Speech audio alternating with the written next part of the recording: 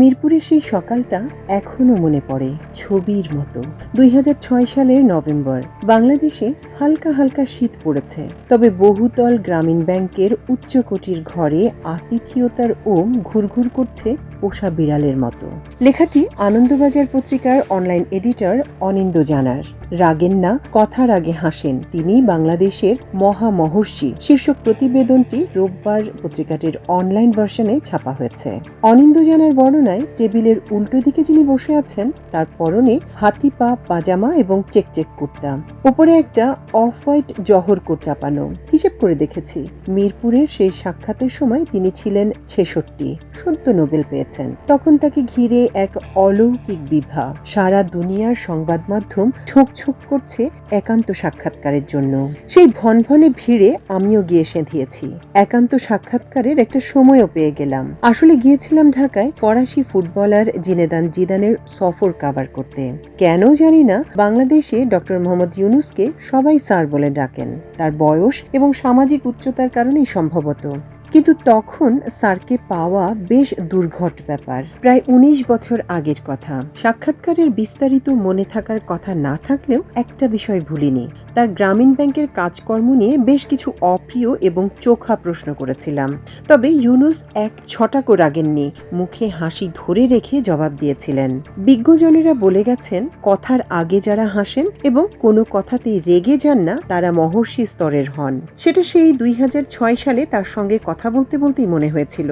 ১৯ বছর পরে এসে মনে হচ্ছে মহর্ষি তো বটেই, মহামহর্ষি বললেও বাড়াবাড়ি হবে না। শেখ হাসিনা তাকে জেলে পাঠানোর বন্দোবস্ত প্রায় করেই ফেলেছিলেন। সেখান থেকে খেলা ঘুরিয়ে দিয়েছেন। হাসিনা উৎখাতের পর তিনি বাংলাদেশের অন্তর্বর্তী সরকারের প্রধান, পাশাপাশি তিনি বাংলাদেশের প্রধান ব্যবসায়ীও। হাসিনার প্রধানমন্ত্রিত্বের প্রথম মেয়াদে ইউনুস প্রথম গ্রামীণ ফোনের লাইসেন্স পেয়েছিলেন। তবে ধীরে ধীরে হাসিনার সঙ্গে সম্পর্কের অবনতি হতে শুরু করে।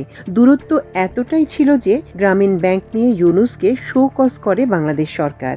নিন্দুকেরা বলে, অমর্ত্য সেন নোবেল পাওয়ার পর আমেরিকার কাছে ইউনুসের একটা বাড়তি গুরুত্ব তৈরি হয়েছিল। ঘটনাচক্রে তার কয়েক বছরের মধ্যেই ইউনুস শান্তিতে নোবেল পান। নোবেল পেয়ে তিনি যে আপ্লুত সেটা বোঝা যাচ্ছিল, কিন্তু একই সঙ্গে তিনি এটাও বুঝিয়েছিলেন যে তার নোবেল প্রাপ্তিতে আসলে পাদপ্রদীপের আলোয় এলো বাংলাদেশ। সে সময় মনে হয়েছিল ইউনুসের দৃষ্টি অনেক দূরে নিবদ্ধ। তিনি নিজেকে নিছক একজন নোবেল প্রাপক বা গ্রামীণ ব্যাংকের সর্বেসর্বা হিসেবে দেখেন না। তিনি চান তার পরিধি আরও বিস্তৃত হোক। হেড অফ স্টেট, যার কথা লোকে জানতে চায়, বুঝতে চায়, যার কাছে লোকেরা পরামর্শ চায়। অর্থনীতির ছাত্র ইউনুসের বাবা চট্টগ্রামের ব্যবসায়ী ছিলেন, ছেলেও তাই হয়েছেন। বাণিজ্য সফল গ্রামীণ সংস্থা তার সেই অর্জিত বিদ্যার ফল। বাংলাদেশে পূবালী বাতাসে ইউনুসের নাম বারবার এসেছে, তবে রাষ্ট্রের প্রধান হিসেবে তার নাম সবচেয়ে বেশি শোনা গিয়েছিল 111-এর পর। ইউনুসের বিরোধীরা বলেন, আমেরিকা তখনই তাকে বাংলাদেশের সরকার প্রধান করতে চেয়েছিল। ২০২৪ সালের জুলাই আন্দোলনের পর যখন বাংলাদেশে অরাজকতা চলছে পুরোদমে, তখন ইউনুস বিদেশে, তবে সক্রিয়। ছাত্র আন্দোলনের নেতাদের সঙ্গে নাকি তার দৈনন্দিন যোগাযোগ ছিল। প্রধান উপদেষ্টার পদে ইউনুসের জন্ম ২০২৪ সালের আগস্ট মাসে, হাসিনা দেশান্তরী হওয়ার পর। বাংলাদেশের ঘটনাপ্রবাহ সম্পর্কে ওয়াকিবহালরা জানেন এবং বলেন, ২০০৭ সালের শুরুতে ইউনুস তার রাজনৈতিক দল গঠন করতে চেয়েছিলেন, তবে তখন তা ব্যর্থ হয়, কারণ তিনি আওয়ামী লীগ এবং বিএনপি দুপক্ষকে খেপিয়ে দিয়েছিলেন।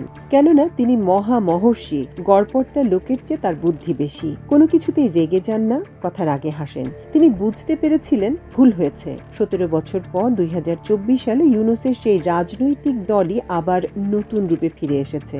এখন তারা পরিপক্ক। এবার তারা আওয়ামী লীগের বিপক্ষে, বিএনপির পক্ষে। এই লেখাটি লিখতে বসার আগের দিনই ইউনুস ঘোষণা দেন ২০২৬ সালের এপ্রিলে বাংলাদেশের সাধারণ নির্বাচন হবে।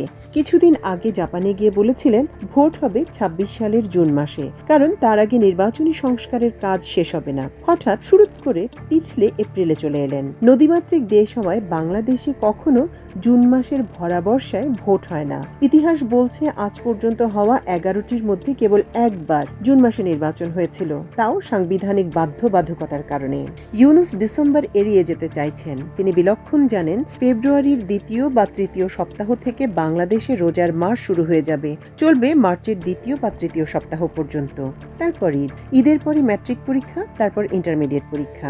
পরীক্ষার সময় ভোট হওয়া কঠিন, কারণ শিক্ষা প্রতিষ্ঠানে ভোট কেন্দ্র করা যাবে না। ফলে মার্চের শেষ থেকে মে মাস পর্যন্ত ভোট হওয়া মুশকিল। ভোট করতে হলে করতে হবে আগামী বছরের জানুয়ারিতে অথবা ফেব্রুয়ারির প্রথম সপ্তাহে। ইউনুস ঘোষণা করে বসলেন এপ্রিলের কথা।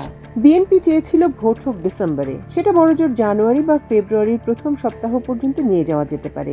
ইউনুস চেয়েছিলেন কোনো মতে জানুয়ারিটা পার করতে, তাহলে আরো অন্তত একটা বছর নিশ্চিন্ত।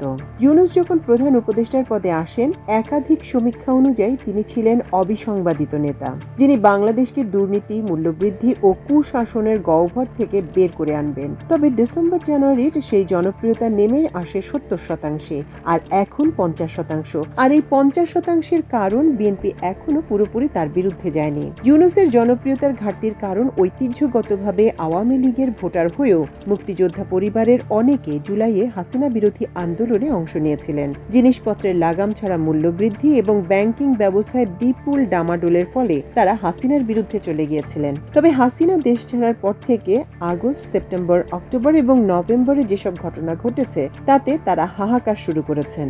এখন তারা বুঝতে পারছেন বাংলাদেশ পর্যবসিত হয়েছে এক ছলনা আর প্রতারণার ভূমিতে। কিন্তু দেরি হয়ে গিয়েছে, বোতল থেকে দৈত্য বেরিয়ে পড়েছে। 19 বছর আগে তাকে মহর্ষি মনে হয়েছিল, 19 বছর পরে মনে হচ্ছে মহামহর্ষি। নোবেল শান্তি কমিটি ঠিকই সিদ্ধান্ত নিয়েছিল। মাল্টিমিডিয়া ডেস্ক, আমার দেশ।